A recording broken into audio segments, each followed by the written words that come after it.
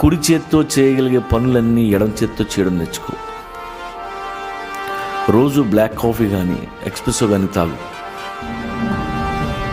ఎక్కడైనా ఎంప్లాయీగా జాయిన్ అవ్వు. నీకున్న ఎక్స్పీరియన్స్తో జూనియర్స్ని ఇన్స్పైర్ చేయి, ఎగ్జైట్ చేయి. వాళ్ళతో బార్లకు వెళ్ళు, చిలిపి పనులు చెయ్యి, డాన్స్ చేయి.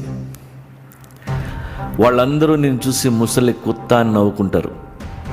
నవ్వితే నవ్వని, దట్స్ ద ఫన్. 70 వచ్చినా 80 వచ్చినా నీ పనులు నువ్వు చేసుకోగలిగితే చాలు. క్లైమాక్స్ బాగుంటేనే సూపర్ హిట్ అవుద్ది.